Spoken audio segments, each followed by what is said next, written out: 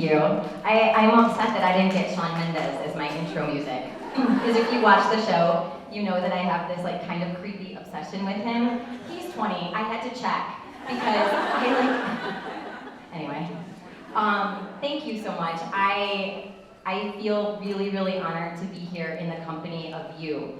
When Blessing asked me to speak, and then she told me some of the other women who were speaking, I instantly got a little nervous because I do this for a living, yeah, it's fun, but the company that is in this room is incredible, so thank you. I actually wrote my speech just because I know that since I do talk for a living, my thoughts are always all over the place, so I think this is gonna work a little bit better for all of us, but we'll see. So when I moved 3 years ago, I painted my entire house white. Sherwin-Williams Snowbound. It's like the best color ever in case you're thinking about doing redecorating anytime soon. It's not too blue, it's not too gray, it's just right. Well, here's the problem with that.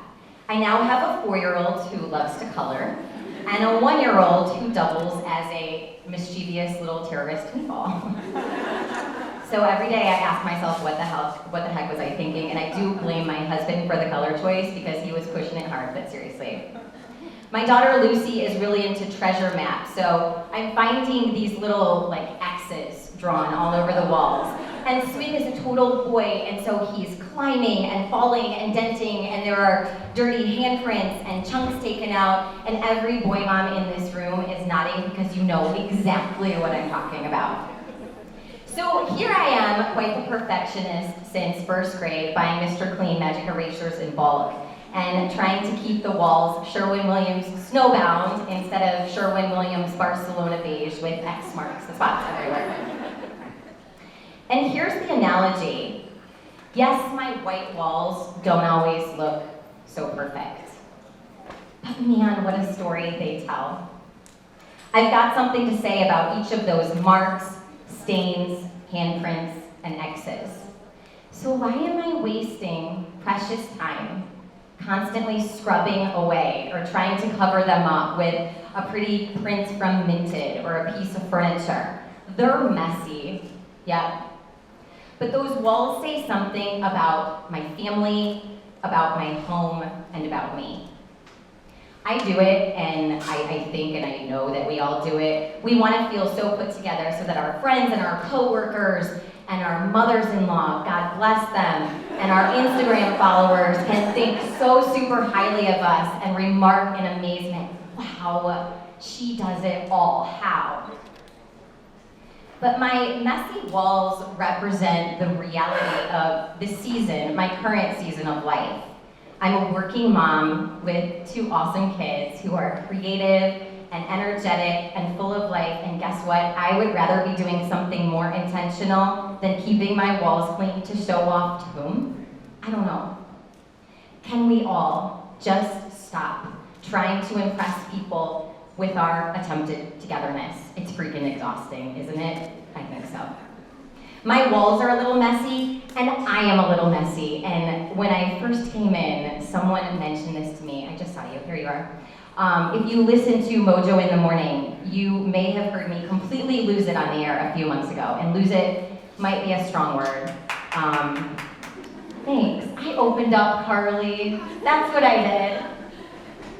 At the time, I was reading this book called Present Over Perfect by Shannon. Has anyone ever heard of her? She's like the most amazing human being ever. She's the daughter of a pastor, she's a mom, she's a wife, she's a friend. She is a real, not perfect person. And one of the passages that I dog-eared, and if you read any of her books, you'll dog-ear like every other page, was this. She said, "This is what I've learned the hard way. What people think about you means nothing in comparison to what you believe about yourself. Essentially, my identity depended on outward approval, which changes on a dime. So you dance and you please and you placate and you prove. You become a three-ring circus, and in each ring, you're an entirely different performing animal, anything anyone wants you to be. When you decide, finally, to stop running on the fuel of anxiety, desire to prove, fear, shame, deep inadequacy, when you decide to walk away from all of that fuel for a while, there's nothing but confusion and silence. You're on the side of the road, empty tank, no idea what will propel you forward. It's disorienting, terrifying, freeing. And for a while, you just sit. You sit in your own skin, being just your own plain self, and it's okay, and it changes everything. So I'm on a Delta flight reading this book, and that just about turns my world upside down to read that little piece.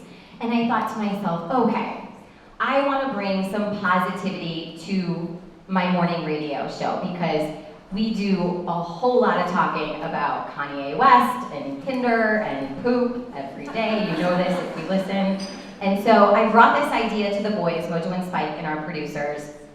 And I said, let's do a motivational Monday segment. I'll read some quotes or some book passages that have really helped me on this journey of self-discovery and transformation that I've been on, and I'll share it with the listeners.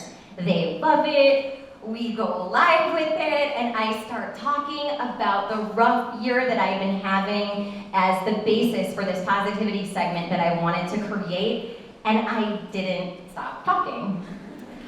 I talked about the past 2 years of my life and how they have been really, really challenging.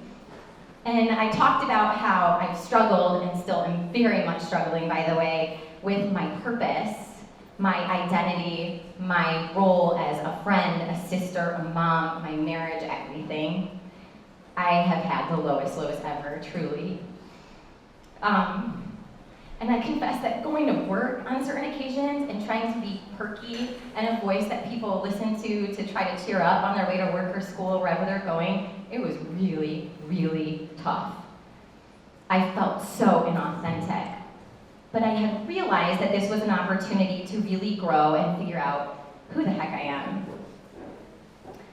I was sick of faking fine, and that's the exact verbiage that I used. And I think there are a lot of people who are doing the same, and I wanted to be the one to tell them that they're not alone, and to do so in a way of keeping my own privacy, but also being transparent enough to say, look, I'm going through some stuff, and I want you to know that if you're questioning your worth as a parent or daughter, son, significant other, in your career, in your group of friends, whatever, I am too.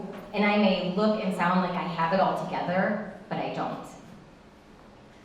And I kept going.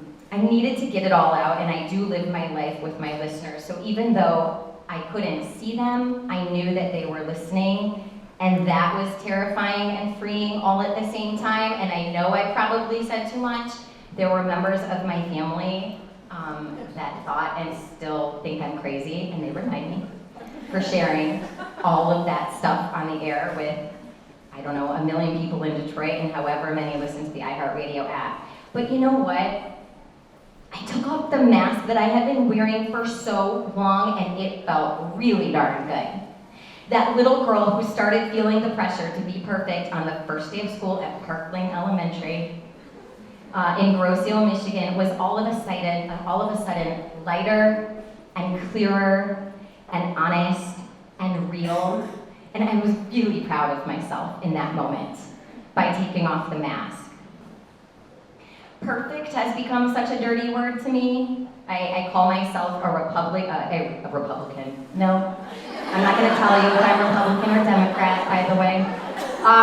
But if anybody uses the word perfect to describe me or my family or my kids or my wardrobe, whatever, I kind of sort of freak out. I hate that word so much. And I have been doing lots of soul searching for the past 2 years of my life, much needed soul searching. Throw a whole bunch of Jesus and some girlfriends who are walking through all of this messy stuff with me, a great counselor, stacks of good books, and I'm not gonna lie, a few dozen bottles of Whitehaven. It's the best if you like Sauvignon Blanc. I have to tell you, it's been gut-wrenching, but it's working. Among the numerous things I've discovered about myself, there are so many versions of Shannon, and I don't think I'm the only one who does this either. And if there's anything that comes out of you sitting in this room listening to me, I want you to hear this. If you are feeling messy or fragmented, unraveled, not yourself, if you're longing to be a different, better version of yourself, not just as a mom, but as a fierce woman in general, recalibrate. with me. Become one incredible version of you. Not somebody else that you look up to, not the person you think you should be, just you. Those different versions of Shannon I was talking about, let me explain that for a second. There's Mom Shannon. There's Shannon from Mojo in the Morning. There's the Shannon at Kensington Church who volunteers. Not enough, but I will, I swear. There's the Shannon with one group of friends, my friends from growing up. There's Cupcake Shannon. That's my Instagram name. I like her. Her life looks awesome, especially with that pretty filter that's on Instagram stories. There's the Shannon with my new mom friends. There's the daughter Shannon, the sister Shannon, the wife Shannon, you get it. There are so many different versions of Shannon that sometimes I have to take a hard look in the mirror, and I do this often, and go, who the heck am I? Who are you? Who don't you want to be anymore? Who are you in the present moment? Who do you want to become? Merge all of those versions of yourself into one version. You. The real you, where the inside matches the outside. The Shannon that doesn't have to pretend with this group or put on a smiling face with the other, even though I'm hurting inside. The Shannon that feels comfortable talking about my faith with these girls and slings back wine with the others. My stance on issues, motherhood, people, Kim Kardashian's very round butt, shall remain the same no matter the company and no matter if there's a microphone in front of me. What do you need to do to get to that? I'll tell you what I've been doing, and maybe this will help you a little bit. For starters, I've been keeping 4 lists. Who I was, who I am, who I don't want to be, and who I want to be. I look at these, I actually keep them on note cards all the time. They're in my wallet right now, and I feel like that is enough to keep me in check, and I'm constantly adding to it. Second, find a community where you can be authentic. And I'm not talking about a place, I'm talking about a tribe or a squad or whatever fancy word you want to call it. Mother, honestly, where's Blessing? Where'd she go? But just of people who are gonna walk through this with you, encouraging you when you need it and calling you out when you deserve it. That's important. Like Blessing said, people are so hungry for real connections. And as Shannon Nyquist says, those people who will look at you and tell you in your eyes, your mess is my mess too, especially with no judgment. We're in this together. Third, do things to make yourself proud. That moment on the air for me was so big. I heard Elizabeth Hasselbeck, do an interview one time, and I get it, you either love her or hate her, but hear me out here for a second. She said when she was doing The View and then Fox News, she would get off the air, go home, have her time with her family, and then in the evenings, she would reflect on her day, and she would use a checklist of 4 things to assess her day. 1, did I honor God? 2, did I honor my family? 3, did I honor my friends? And 4, did I honor the people that I care about? Now, if you don't believe in a higher power, that's totally fine, because I think that number 1 could also say, did I honor myself? Did I give myself enough grace and respect today? Was I gentle on myself because I know that's what I need right now? Or did I push myself because that's what I need? What we practice over and over, including how we treat ourselves and others, captures our heart and becomes habit. You've heard that before. Creating space in my week for sleep. What's that? 7 hours ago, I was dressed like Dolly Parton with really big boobies too, which made me happy. Because look, what I'm doing. But sleep, recreation, exercise, I'm gonna throw those in there too. They're important. I don't make good decisions when I'm foggy or exhausted.